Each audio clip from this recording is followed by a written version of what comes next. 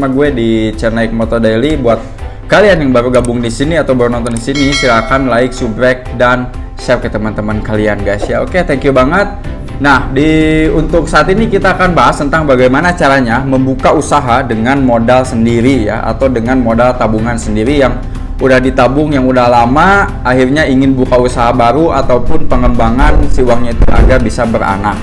Nah, sebenarnya ada 4 poin. Di sini gue akan coba bahas kurang dari 10 menit, gak langsung poin intinya aja biar gak lama-lama. Jadi di poin pertama ini adalah tentukan jenis usaha yang akan digarap, dan kalian itu harus pahami betul-betul banget di bagian ini karena ada beberapa poin penting. Yang pertama adalah ide bisnis ya. Jadi untuk di ide bisnis ini kalian udah harus tahu mau bikin apa, mau jual di mana, dan yang lainnya itu di ide bisnis ya. Misalnya kalian mau bikin basreng, berarti ya udah idenya berarti basreng.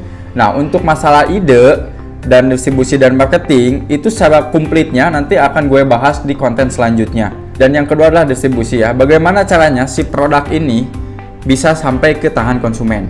Ya, kalian bikin basreng, nah bagaimana caranya ini bisa ke tangan konsumen. Dan yang ketiga adalah marketing. Tapi sebelum ke marketing, di bagian distribusi juga ada beberapa yang bisa ngebantu kalian untuk berjualan. Yang pertama adalah WhatsApp ya. Ini gratis banget nih, WhatsApp bisnis, Instagram, Shopee, dan yang lainnya. Kalian tinggal pilih aja jalur marketingnya yang akan dipakai yang mana. Dan yang poin ketiga adalah marketing. Nah, dimana marketing ini sangat penting sekali karena bagaimanapun produk kalian bagus, tapi kalian gak bisa ngejualnya atau gak marketingnya kurang bagus, itu akan susah juga untuk terjual. Poin yang kedua, tentukan modal yang dibutuhkan. Biasanya para pemula ini pada poin ini lagi semangat-semangatnya, nyalinya lagi gede banget, cenderung mereka itu terburu-buru karena saking menggebu-gebunya ingin cepat kaya atau cepat jalan bisnisnya, akhirnya gak ditentukan modal di awal. Terus yang modal itu cukup dengan 1 juta, tapi karena dengan menggebu-gebu dan gak ada perhitungan untuk menentukan modal, akhirnya keluar 5 juta. Nah, ini adalah yang cukup jadi perhatian banget. Kalian juga kalau mau bisnis di awal itu tentukan modal terlebih dahulu, karena sifat terburu-buru itu gak bagus juga. Apalagi kalian punya pikiran pengen cepat kaya, gak ada ya, gak ada sama sekali. Jadi kalian harus step by step. Apalagi dengan modal yang minim, berarti dapatnya juga minim lagi ya. Gak bisa disamain dengan modal minim. Contoh kasusnya gini, gak bisa disamain dengan modal yang 1 juta sama dengan yang 100 juta. Itu feedbacknya juga akan beda.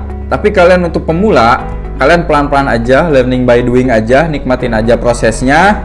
Sambil berjalan, kekurangannya ditambahin, yang bagusnya terus aja dikembangin.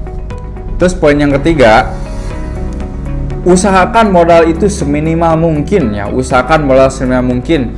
Jadi kalian misalnya mau bikin bisnis basreng nih, cari supplier yang emangnya lebih murah dari pesaing. Pasti ada lah ya, karena emang sih untuk pembelanjaan gak dipungkiri lah ya, untuk pembelanjaan itu akan berbeda. Pembelanjaan 1 kilo dengan pembelanjaan 25 kilo itu akan berbeda harganya. Tapi yang penting ya, kenapa modalnya seminimal mungkin? Yang penting kalian bisa berjualan langsung, terus modalnya juga gak dikit-dikit amat, terus untungnya juga gak dikit-dikit amat. Ya ada untung lah, misalnya para pesaing kalian tuh ada yang 10.000 nih, ada yang 10.000, berarti kalian bisa jual di 7.000 dan modalnya itu 5.000, berarti untung 2.000. Nah, itu nanti dari hasil keuntungannya kalian itu bisa simpan, nanti akan ada efek snowball ya. Jadi terus menggulung, akhirnya modalnya menjadi besar. Karena dengan kalian mengeluarkan modal dengan seminimal mungkin, kalian bisa lebih bijak ke depannya itu dalam memanage uang kalian. Jadi gak, istilahnya si uang itu gak hambur-hamburan lah. Terus membeli emang apa yang dibutuhkan si konsumen gitu. Kadang kan kita mau jualannya cuman keren-kerenan aja kan. Ada juga nih keren, oh ini nih barangnya bagus, keren, dan diri kita sendiri suka, tapi ternyata konsumen gak suka. Nah, ini adalah butuhnya controlling. Jadi buat aja seminimal mungkin modalnya ya. Apalagi tabungannya yang udah kita kumpulin lama gitu kan. Nah, bikin aja seminimal mungkin. Coba hitung-hitung lagi. Yang keempat, ini poin yang paling penting nih ya, jangan habiskan uang tabungan untuk modal usaha. Ini sebenarnya krusial banget ya. Apalagi kalian yang emang udah menikah itu gak bisa menurut gue pribadi ya, gak bisa langsung semua tabungan itu dibikin bisnis. Karena kenapa?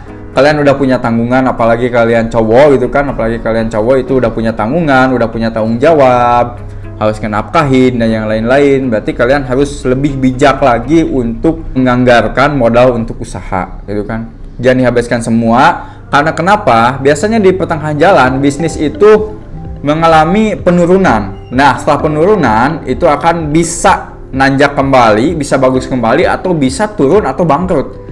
Nah, di saat-saat kritis ini, uang tabungan yang disimpan itu bisa berguna banget. Apakah buat promosi, apakah bikin produk baru, bikin evaluasi, apakah nge-hire marketing yang lebih baik, atau apapun itu. Jadi tabungan itu bisa disimpan aja. Misalnya kalian punya tabungan itu 10 juta. Nah, coba aja pakai modal itu di 1 juta. Karena bisa kok. Ada banyak banget modal yang dimulai 1 juta atau 500.000, bahkan 100.000 juga bisnis itu bisa jalan, dan tanpa modal pun bisa. Kalaupun kalian ingin tanpa modal, berarti kalian bisa ikutin dropshipper ya. Bisa dropshipper, karena gue juga ada dropshipper di bidang kaos custom. Kalian bisa daftar aja, itu gratis banget. Kalian tinggal jualan aja, gak usah banyak mikir, gak usah bisa desain, gak usah bisa marketing, nanti diajarin semuanya. Sebenarnya gak disalahin juga sih. Misalnya kalau kalian berani nyalinya gede dan berani banget buat ngehabisin uang semua tabungan yang ada, yaitu terserah kalian. Tapi menurut gue alangkah baiknya dan alangkah bijaknya kalau kalian emang udah bisa memetakan bisnisnya dan akhirnya bisa membagi keuangan tersebut gitu kan. Oke deh, cukup sekian dulu. The next video kita akan bikin konten lagi menarik buat kalian yang ingin dibikinin konten, atau yang lagi usaha, atau yang lagi bingung tentang masalah bisnis. Kalian tinggalkan aja di komentar. Mungkin the next gue akan bikin konten yang dari kalian minta. Oke, assalamualaikum warahmatullahi wabarakatuh.